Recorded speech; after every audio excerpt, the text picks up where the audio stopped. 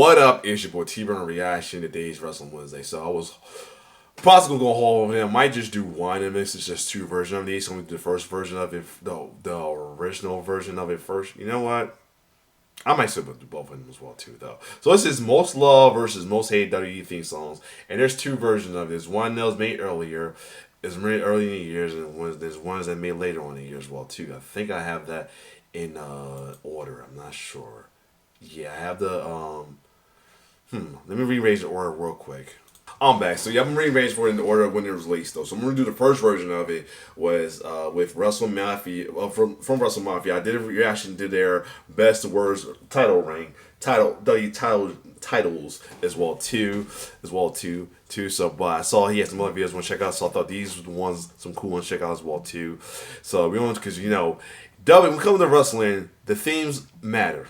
The interesting matters well too. So there's some ones that have been good ones, and there's been some bad ones as well too though. And speaking of wrestling theme, the channel I did react to of like themes that sound familiar, Jay Victor, I think his name Victor. Check out his channel. He has I said in another video about lo-fi, about New Japanese the Godfather lo-fi. Check his out as well too. He does the he has like a lo-fi of wrestling themes, and it's pretty awesome though. He has three versions of them: a part 1 and 2 of the modern era one, and the third video is of the Attitude Era themes as well too. Check it out though. But anyway, we'll check out this video from Wrestle Mafia about the most loved and most hated WWE themes. Let's get it. I think we'll do both videos in one. Depends. So because the second video has the same thing, I'm gonna skip over some possibly. But anyway, let's go. For every banger WWE theme song, Play the game. there's at least one stinker that makes your ear bleed. Oh Lord! Kicking off our list with one of wrestling's most awkward musical experiments, The Jerry Show. Hold on a second, real quick. I'm bad. Let's keep going. Theme Oh yeah. perfectly captures what happens when you try to force two distinct personalities into one song. WWE's solution for Chris Jericho and Big Show's tag team was apparently to throw both their themes into a blender and hope for the best. The result sounds like someone rapidly switching radio stations during a car crash. You get fragments of Jericho's Break the Walls Down, awkwardly spliced with Big Show sounding like he's having a stroke. It's the musical equivalent of wearing a tuxedo jacket with cargo shorts. Thankfully, WWE re-recorded this theme and replaced it with a better version. Speaking of tag teams with bad theme songs, you can't overlook the monstrosity Def Rebel created for DIY. Back in NXT, DIY's Chrome Hearts theme had a rebellious punk rock feel that made the team stand out. But once Gargano and Ciampa arrived on the main roster, Def Rebel did what they do best and absolutely nuked their entrance theme. The song tries so hard to be edgy that it forgets to be memorable and ends up sounding like Austin Theory's Face theme. Let's go! Seriously, you can't unhear it once you hear it. But moving on from these stinkers, let's switch gears to a theme that actually elevated the character. Rey Mysterio's Booyaka is a masterclass in matching music to character. The Latin-influenced beat and rap perfectly captures Mysterio's... both versions was tough though. I ain't gonna lie, both versions though. My favorite version is, it starts up with the original beginning, what you gonna do when it comes for you, and then they switch to the POD version. I love it. High-flying lucha libre style while maintaining an aggressive edge that reminds you this masked man is here to fight. It's catchy, it's fun, and it perfectly separates Mysterio from everyone else on the roster. Just like Father Ray, son Dominic also has a catchy and menacing theme that fits his personality. It's a rare Def Rebel. The asshole who was loving the Eddie is Dominic's father. There's not really, you can't tell him nothing after that's past Monday. Oh boy, this is gonna be nerve-wracking. They're gonna claim that shit to the T, cause already shared about Eddie Guerrero's real daughter get into reality wrestling. They say going follow footsteps like a first brother, like she don't have no brother, and they gonna put your full in and put Dominic, like, you know what, whatever. And then he did that. I'm like, oh, we can't tell these motherfuckers nothing now. Oh boy. W that doesn't feel generic and actually stands out. As always says, as long as we keep that up, we're gonna keep up with the Cody Raheems. Moving on from the Mysterios, let's talk about a theme song that had fans divided. When Austin turned heel and got a remixed version of his theme, many fans hated it while some loved it. Austin's original glass-shattering theme was pure adrenaline. Time out. However, He didn't have that. He had that. Disturbed was my favorite version when he was still a face, and when he came back after the accident. He didn't. He kept it. He just kept it when he turned heel when he lined with Mr. McMahon, but he kept it as a face again when he supposedly came back to save WWE. But when he went to the Alliance, he changed it again. But that one, it was like half face, half heel. So yeah, and I loved it. His heel theme when he was a face, but felt sluggish, slow, and stripped away everything that made Stone Cold special. Maybe that's what WWE wanted to do with this heel theme, but it ended up replacing Austin's ass-kicking energy with the musical equivalent of a midlife crisis. Personally, I prefer Austin's original theme much more than the Disturbed version, but let me know what you think in the comments. Up next, the reason why I like the Disturbed version because the pop went crazy when he was a face. The pop went nuts, and he came out whooping ass. That's why I loved it. And at the time, I was a big, heavy. I was getting into metal more as well too. So there's that. Let's talk about one of the most iconic WWE theme songs of all time. A song that perfectly captured the character and had crowds singing. A song that made you feel like a playboy in the 90s. I'm talking about Sexy Boy for none other than Shawn Michaels. Yes. While other wrestlers tried to be tough guys or monsters, Shawn Michaels decided to be a narcissistic pretty boy, and this theme sells that character perfectly. The song's 80s arena rock vibe matches Michaels' flamboyant persona. It's cheesy in all the right ways, and it proves that sometimes the best wrestling themes are the ones that fully embrace their... Remember, there was a original version with Sherry song in, but the later on when he did the voice spoke of himself was the best one. Ridiculousness. However, before Sexy Boy became legendary, HBK was saddled with a theme song that belonged in a hotel lobby. Oh God! Not this one! Oh God! Not that one! I thought he was gonna bring the Sherry one, but no, not the original one. Oh God! Lord, here we go. Oh God! This early theme sounds like it was specifically designed for people waiting for elevators rather than pro wrestling's Heartbreak Kid. Imagine trying to... Oh my God, I remember, because at the time I wasn't watching the heavy like that. But when we watched him when he first came out with the HBK gimmick after he turned on Mark Jannetty, I watched that video. Oh my God, I remember hollering my behind like, this way he used to come out to.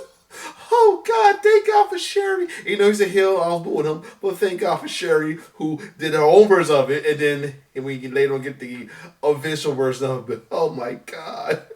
My eyes in tears thinking about that hotel lover boy thing. The day for the and two being a fan of the Gremlins, I remember that being a song for the Lady Gremlin. Establish yourself as the face of the company while walking to music that sounds like it belongs at a medieval buffet. It just shows how a theme song can either make a wrestler's character or completely set it on fire. Speaking of setting things on fire, Finger Eleven's Slow Chemical... Oh yeah. If Ross was watching this, you'll love it. That's his favorite theme right here. Proved that updating a classic theme doesn't always end in disaster. Taking Jim Johnston's original Kane melody and adding lyrics and modern production, this version maintained the Big Red Machine's ominous atmosphere while giving it a modern edge. Get every bone in his body broken. This menacing theme song went on to... If you would have played the whole thing, I'll laugh. I shot that video. Well, Manny Ross reacts to that video. Cracks me up every time. Joe Stanley so bitch, you freak. Joe something the hell, you freak. You monster. Do it. God damn it, do it. And then he was talking shit about how you open shit. Somebody can't get hit by a Mack truck. To become nightmare fuel for kids all across America. And every time you heard those haunting guitar riffs, you knew someone was about to get their ass kicked. Before cult of personality became synonymous with the voice of the voiceless, CM Punk entered to Killswitch Engage's This Fire Burns. And honestly, it might have been the better choice. This might be a controversial opinion, but personally, I feel the metalcore anthem perfectly captured... A lot of people, it's always been debatable between this and Cult of Personality, that between these two, though. There's people who do like Fire Burn better than this, though. Fun, I'm wait to them, but it was a fun back. Somebody used that as their theme, their solo theme for... between the first original slow theme to the one we know later on. Punk's straight-edge intensity and anti-establishment attitude, with lyrics that matched his character. The song served as the soundtrack for Punk's historic heel run on SmackDown as world champion and the leader of the Straight Edge Society, which eventually led to the Summer of Punk and established him as a main event talent. Switching gears from it didn't say, so the person who used it before him, and in between his first solo theme, his first post Evolution solo theme, and before his voices, and it was Randy Orton. These bangers, let's talk about a theme that makes auto-tune weep. Brie Bella's solo theme sounds like it was created by someone who heard about pop music once in a fever dream. The song's relentless repetition of Brie Mo over generic beats creates an experience that's roughly equivalent to being trapped in a malfunctioning alarm clock factory. Moving on from one of the worst female theme songs in WWE history, let's talk about one of the most beloved. Becky Lynch's Celtic Invasion served as the iconic entrance theme as Lynch began her rise to the... I ain't gonna lie. When she first did it after she turned heel and aligned with Charlotte and them, and everybody was like on NXT, everybody was turning on Bayley, and she like the latest one to turn Bayley. When she hit him, came like that, I ain't gonna lie, I wanted to like it by the time she was heel, but when she first became face, I became a fan of that theme. Yes. The top of the WWE as the man. Whether it was talking smack against Ronda Rousey or snapping Charlotte Flair's arm, Becky's theme perfectly captured her rebellious attitude and became one of the most loved entrance themes of this era. But there can't be light without darkness, and X Factor's theme represents one of WWE's darkest music choices. The song has absolutely nothing to do with Just Incredible, X-Pac, or Albert, and made their entrances feel like they accidentally wandered into someone else's music video. The Uncle Cracker. I knew it would be the Uncle Cracker one. The Uncle Cracker sounding one. Yeah. The first, that one, well, I don't know which one was first, this or the other one. It was a little bit of rap, but the little instrumental, I'll take the instrumental and the first one over this. You know, we hated X Factor anyway, but still. The Uncle Cracker was random as hell. It's like using Eye of the Tiger as entrance music for a wedding. The song is so bipolar that you don't know whether you're supposed to be intimidated or excited or throw away your TV. Someone in the music department apparently heard Uncle Cracker's Follow Me and slapped it onto 3 random wrestlers. Thankfully, we're back to themes that actually understand their assignment with Randy Orton's voices. This song is the perfect example of how a theme song should complement a wrestler. The music, the lyrics, the building intensity, it captures the pure psychological menace. Though Burn in My Light... Yeah, this is the thing right here. ...was a banger, Voices remains the... Yeah, that's why he put in the same video. So I'm going to make this one video. I'll do the other one next week. But between that, he had Fire Burn. Undisputed anthem for the Viper's calculated madness. It gets you hyped, it makes you uncomfortable, and it gets the crowd singing. Speaking of uncomfortable, Sami Zayn's generic Def Rebel creation sounds like it was assembled by a 5-year-old who just learned to... Here's the thing. I'm going to say that it was warranted because so folks went and root for him. He was a heel. We wasn't going to root. We didn't want to... Him being a heel with that theme didn't work. So, because remember, he did turn heel and he kept the theme for a minute. It didn't work. So, it worked for the crowd, but we wasn't supposed to be hyped for him. We was supposed to boo him. But yeah. To use the computer. When Sami turned heel in 2022, Def Rebel decided to water down his upbeat theme music and replace it with the most generic heel music you'll ever find. I mean, it has no personality, no uniqueness, no vocals, and nothing that separates it. It worked because we kept the same theme. He would have been trying to root for him from any other generic Def Rebel song. However, for a theme song to be memorable, it's not necessary for it to have vocals. Kurt Angle's theme proves that sometimes less is more. Yeah. While the original orchestral Patriot, arrangement yup. perfectly captures Original Angle's Patriot Olympic theme. hero persona, it's the crowd's innovative "You Suck" You chants suck, that yup. transformed this from a standard Yup. heroic theme into something truly special. However, adding vocals can take an already red-hot entrance theme and transform it into one of the most recognizable pieces of music Oh, in yeah. history. Batista's Animal theme during the Ruthless Aggression era was already intense enough to raise your testosterone, but WWE decided to go a step further and add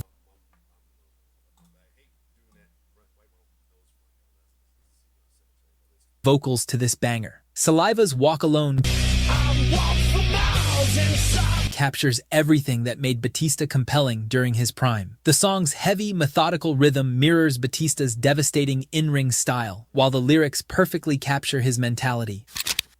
From perfect musical storytelling to one of wrestling's most tragic cover songs, Ric Flair's WWF theme remake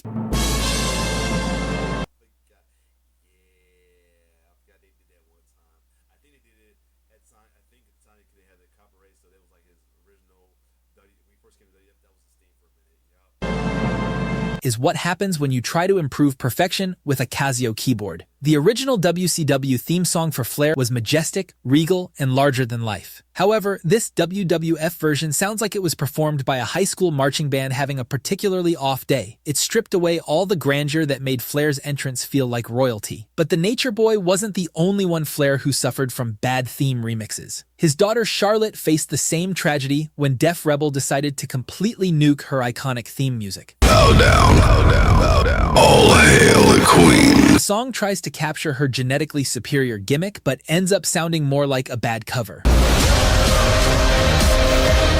While her father's OG music made you feel like you were in the presence of wrestling royalty, Charlotte's Def Rebel theme sounds like elevator music with delusions of grandeur. This monstrosity by Def Rebel proves that sometimes the apple falls very far from the tree and lands in a completely different musical genre. However, to Def Rebel's credit, they did manage to produce an absolute banger for Io Sky. Io's theme perfectly balances her Japanese heritage with modern wrestling edge. The train station sound elements at the start, coupled with the energy of the music, makes Tokyo Shock one of the rare Def Rebel bangers that elevate a superstar. Motorhead's collaboration with The Game Time to play the game. created the perfect marriage of heavy metal and sports entertainment. Lemmy's gravelly vocals It's all about pain. Who's gonna make it? became synonymous with some of the most iconic wrestling moments, while the crushing guitar work made every Triple H entrance feel like a main event. Time to play the game. The song's metaphors perfectly matched Triple H's cerebral assassin character and transcended wrestling to make its way into pop culture. In another rare victory for Def Rebel, Jimmy Uso's solo theme actually manages to distinguish his personality from his brother Jay while maintaining the energy needed for a wrestling entrance. What works here is the theme's confidence. It doesn't apologize for being different or try to sound like every other Bloodline song. When it comes to Samoans, Def Rebel decides to lock in and produce some bangers. Unfortunately for Baron Corbin, he wasn't a Samoan, and hence, he got stuck with one of the most generic theme songs in history. Going from the banger theme song Jim Johnston made for Corbin to one of the most annoying theme songs in history has to be a crime. The theme did nothing to amplify Corbin's character. It killed any ounce of aura he had left and was one of the biggest reasons behind his flop run later in his career before being released. However, Corbin was just one of the many casualties of Def Rebel's horrible music productions. Bayley's face turn, after splitting from Damage Control, deserved better than this auto-tuned abomination. Role model. Sounds like it escaped from a rejected Disney Channel movie soundtrack. It follows the same horrible Def Rebel formula. Catchphrase at the start, a couple of funky beats, and then random YouTube royalty-free music that feels forced and awkward. What makes this particularly tragic is that Bayley's character work during this period was genuinely compelling, but this theme song did nothing to signal the new character change or amplify her persona.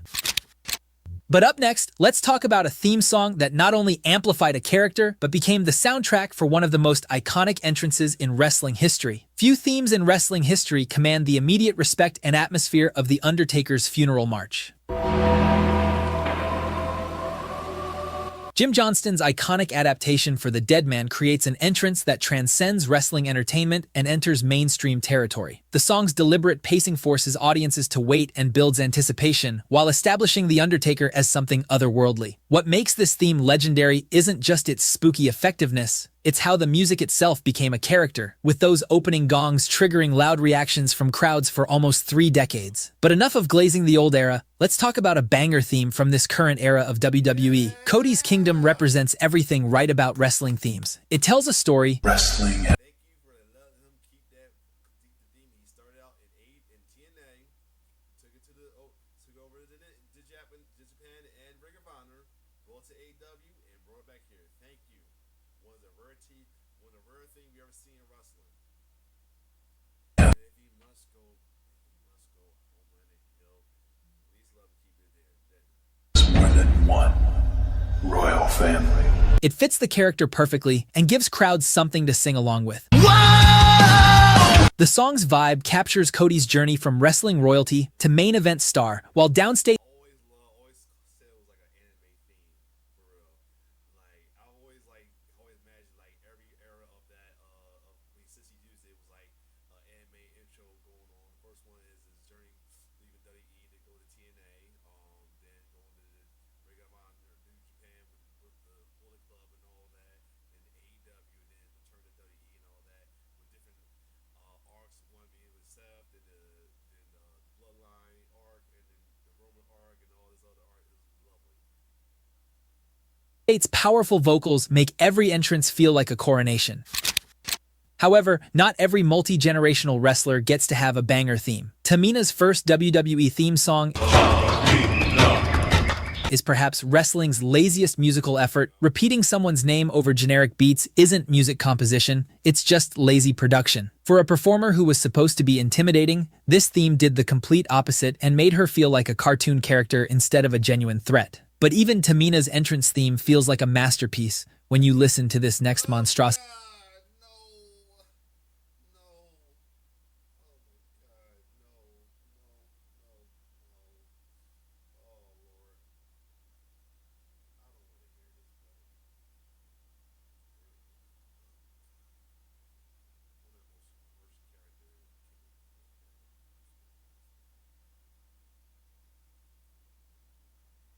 On this list that came right out of Vince McMahon's head, an entrance theme so lazy.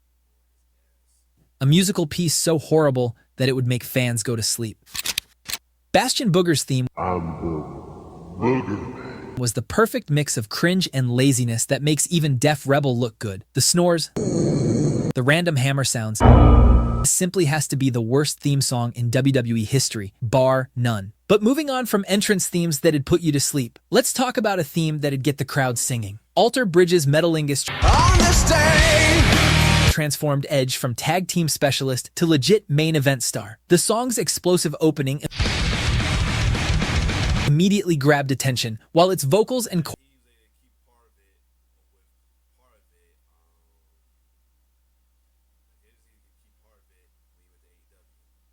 chorus gave crowds something to rally behind during Edge's face runs. What makes this theme special is its versatility. It worked equally well for heel Edge's arrogant entrances and babyface Edge's triumphant returns. Personally, this happens to be my favorite WWE theme song of all time. And if you're wondering why WWE music sucks now, watch this video next to